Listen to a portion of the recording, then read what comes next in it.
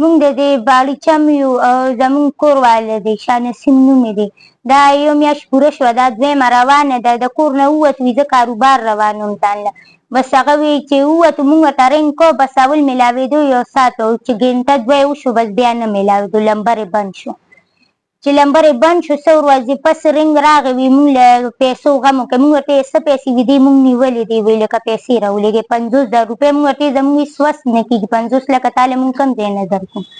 هغه وی چې نه م کېږي، بیا یې تمه مه کوې. هغه بیا څه ورځې پس رنګ وکړو، وي داسې چل وکړی، وي مال یې خپه م ماته کړې ده او نوکان یې رانه اوښکي دي، وي څه نه راکوي، وي نار نه وري او پاڼې خورو وی مونږ.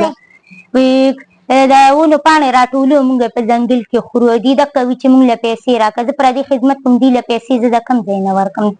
لکه مونږ ته رنګ راځي په لمبر باندې، ساعت کې کولوي، ګنټه کولوي، بس ګنټه بیا بند، بیا ټوله ورځ بیا بند دي. دقه خبرو کې چې پیسې راولېږې. مونږ درته ځای ښایو خو تاسو پیسې دغه کوي. مونږ دغه کې یو د کراچۍ سن حیدرآباد کې یو مونږ وي ځای به درته مونږ وښایو خو مونږ له پیسې راوړئ. سیند کې یو مونږ وي. نو اوس پرون د هېڅ نه هغه وي زه د وینو الټایم کوم، وي زه خراب یم، بس دا سویم ځل دی چې رنګ کوي پیسو غم وکوي. 20 لکه روپۍ راکړئ مونږ له. مونږ دې له 20 لکه روپۍ لکه کوم ځای نه ورکړو. مونږ وایو چې بس راځه دې کې دا واړه بچي دي، مونږ پردي خدمت کوو، دا خو په دې نه کېږي، دله به مونږ پیسې د کوم ځای نه ورکوو؟ لکه ځان له کاروبار روانوم. وایي بچارګانو والې سره به یې کار کوو، ځان له خپل لکه کاروبار روانوم. وایي چې زه ووتم بس زه پوه یم نشم زه د کالج چوک نه وي اوچت کوم. وي پیسې م رانه اخېستې یا موبایل یې م رانه اخېستې دی. او دي چې چا په لمبر رنګ کوي هغې وایي چې لکه دا زمونږ لمبر دی، په دې به پیسې مونږ له راکړې. زه پردی خدمت کوم، چا له لوښي وینځم، چا له جامې وینځمه.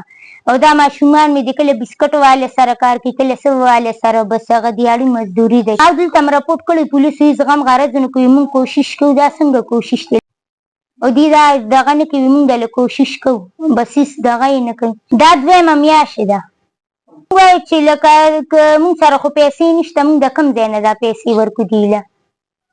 نو مونږ وایو تاسو راله بس څه دغه وکړئ چې دا رازاد کړي، چې راځي د خپلو وړو له دیاړي مزدوري کوي. هغه وایي دقه چغې سورې وي، زه ډېر زیات خراب یم، وینو الټایم کوم او بس بیخي پروت یم.